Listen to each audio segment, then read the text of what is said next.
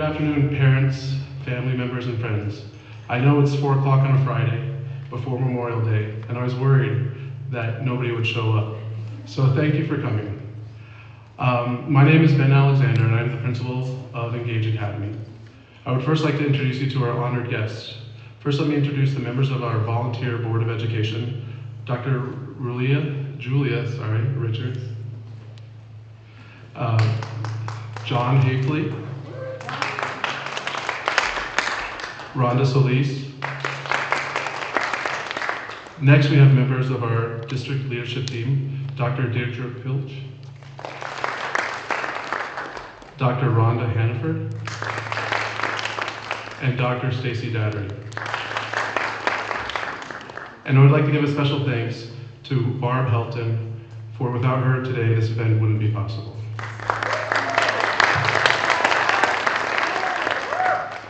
Now, would you please all stand for our national anthem and the procession of graduates.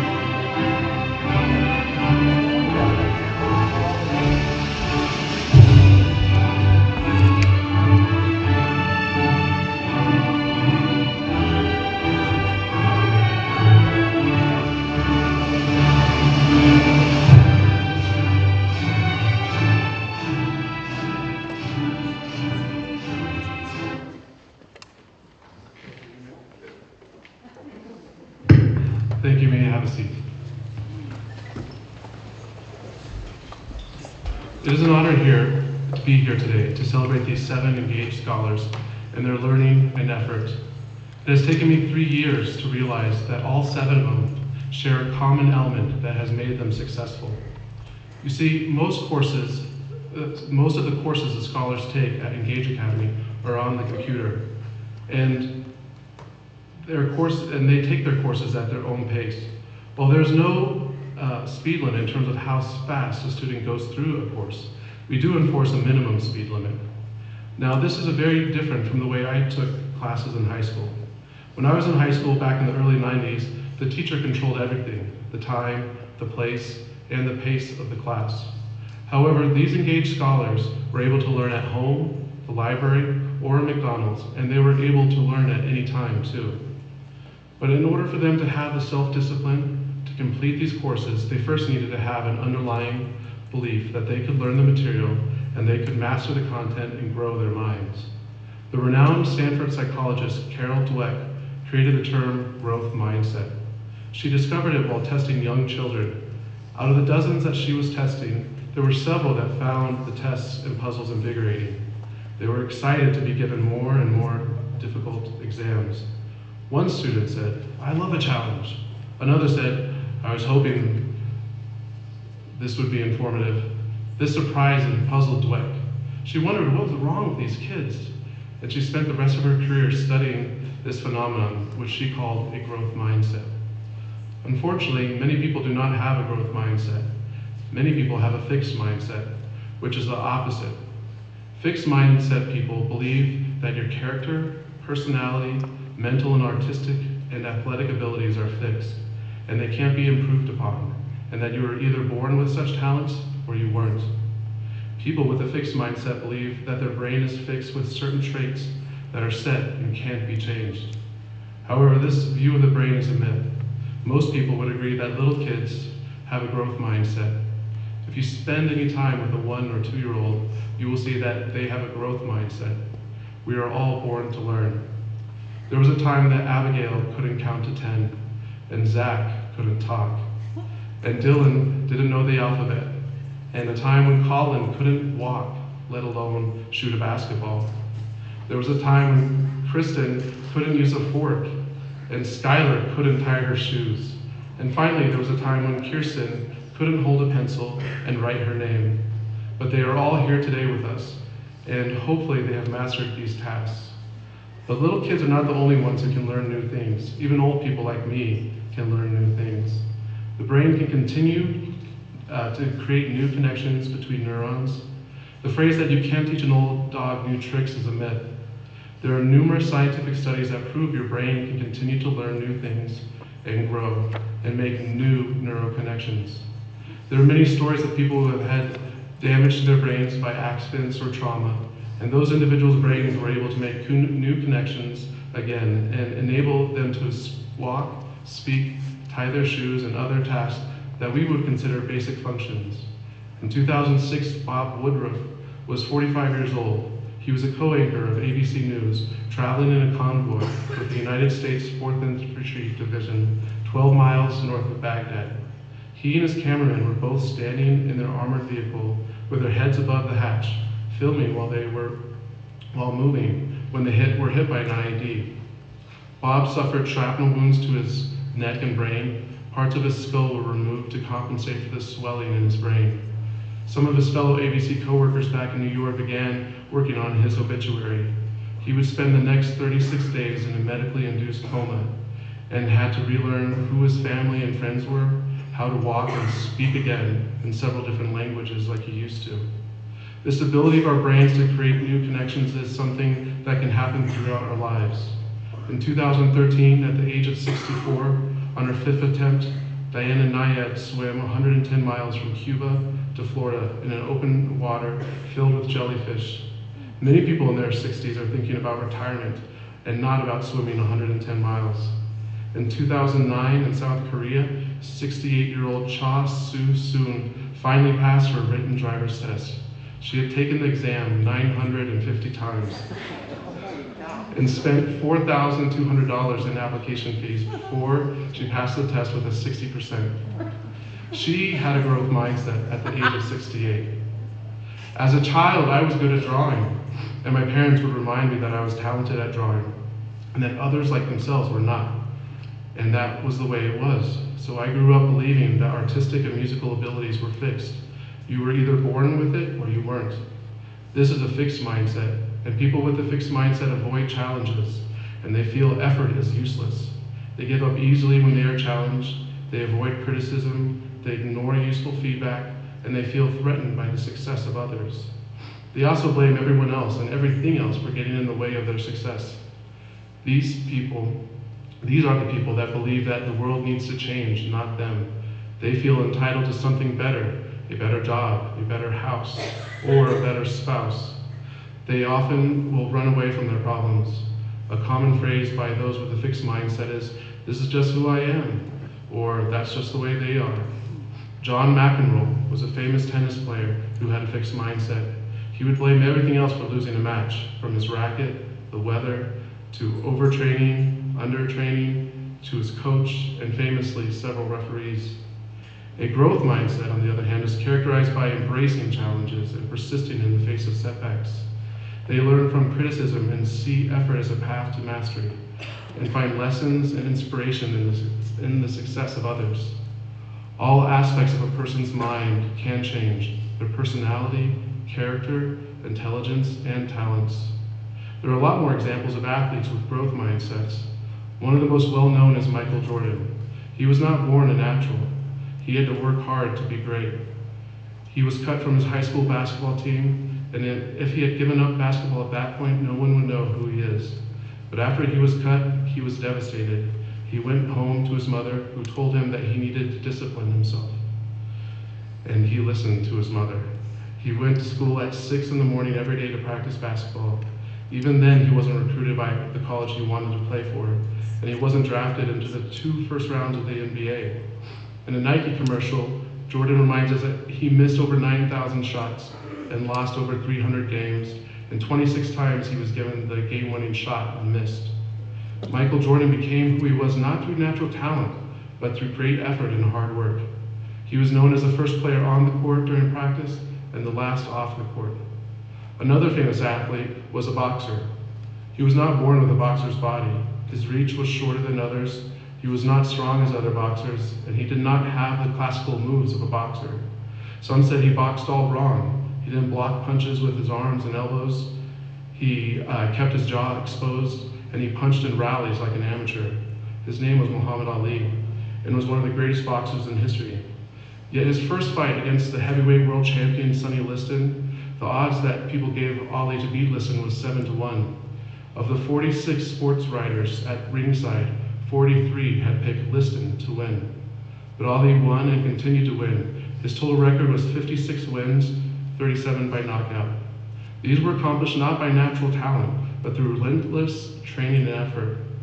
Because of Dweck's work, coaches across the globe use mindsets with their athletes, including coaches on the United States Olympic team. But growth mindsets not only apply to athletes, but also to the world of science and business. Thomas Edison had a growth mindset. He was an average boy who was taken with mechanical things, but he never stopped being curious, and he loved tinkering and looking for new challenges. Instead of taking a job as a young man, he rode the rails from city to city, learning about telegraphs. Eventually, he worked his way up through the ranks of telegraphers, eventually working with a large team to invent many things we take for granted today. His first well-known invention, which he created when he was 22, was the phonograph, which allowed sound to be recorded. He could have stopped there, but over an 8-year period, he applied for over 400 patents, including the light bulb, during which he and his team tested over 6,000 different types of plant material to use as filament in the light bulb. When he died, he had patented 1,093 inventions. Many of us have a fixed mindset in one area and a growth mindset in another. But mindsets apply to all areas, including relationships. While relationships and mindsets is a topic for another speech. Good afternoon. Congratulations, seniors, myself included, on a job well done.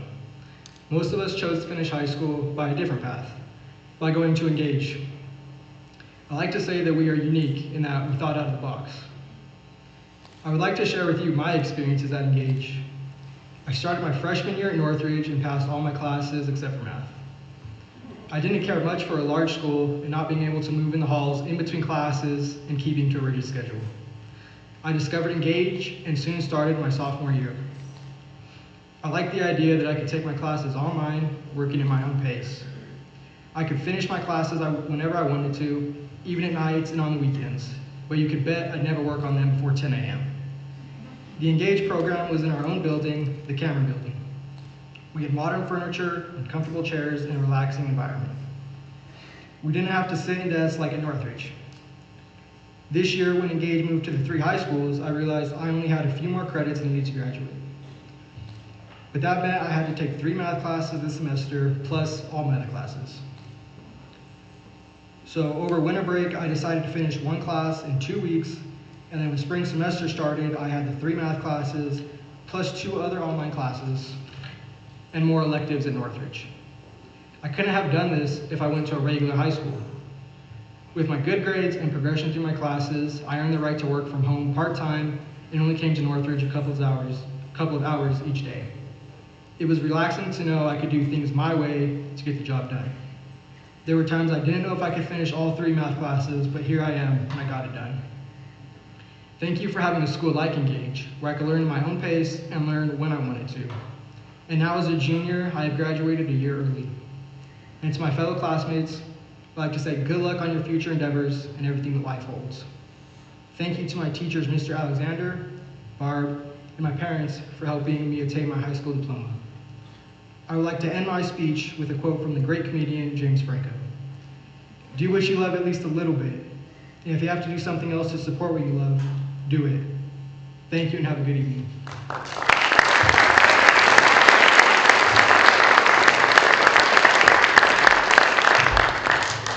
Thank you, Dylan. Now we have a slideshow presentation.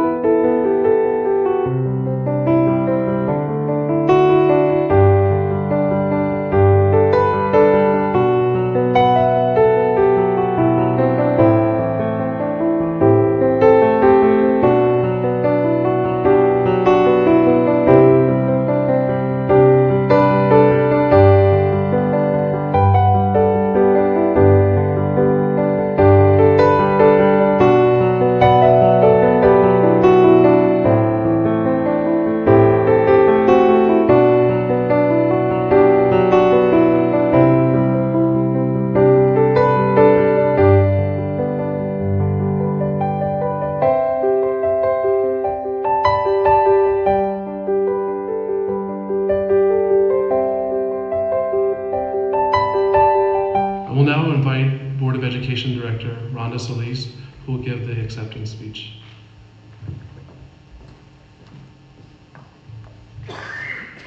Thank you, Mr. Alexander. What a great honor it is to stand before you all, the class of 2017 of the Engage Online Academy, and share with you the heartfelt greetings from the Board of Education. We are excited to join you, your family, and friends, and the faculty and staff in proudly recognizing your accomplishments. It is my pleasure as a member of the Greeley-Evans School District 6 Board of Education to certify that each of you has met all of the graduation requirements of the Engage Online Academy as recommended and certified by the faculty and staff. By the authority vested in me by the Board of Education, you are now authorized to receive your individual diploma. Congratulations to each of you.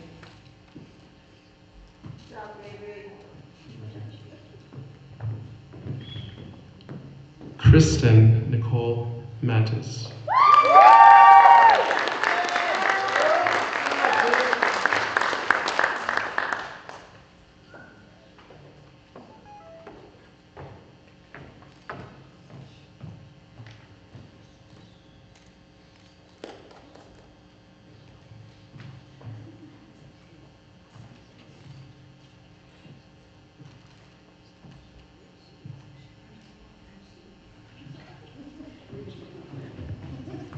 Abigail Kaya Leclercement.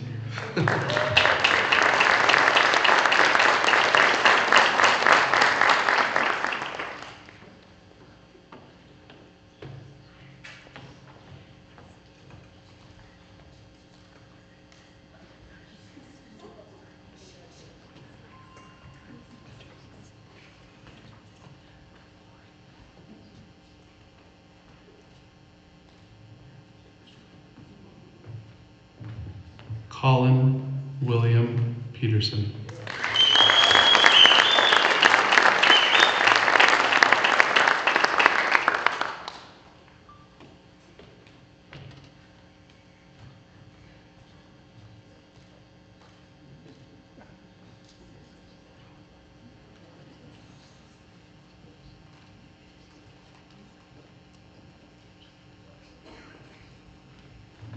Zachary Ray Landon Quiller.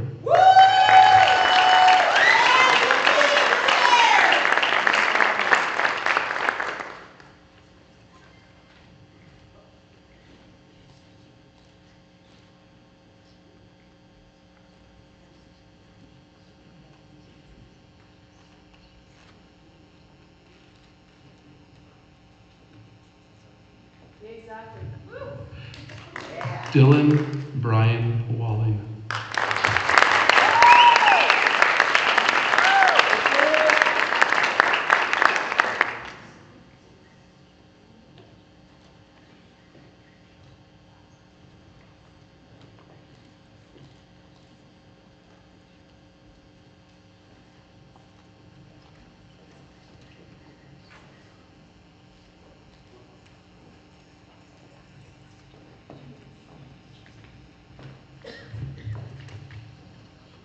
I would now like to invite Dr. Julia Richards to present the Engage Academy class of 2017.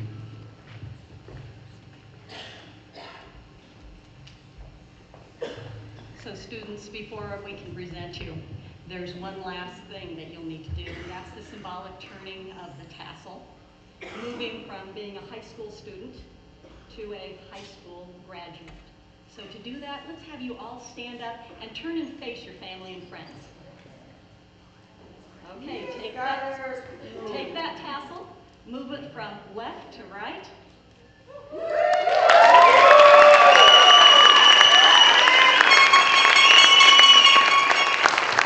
This is the 2017 graduates of Engage Academy. Congratulations.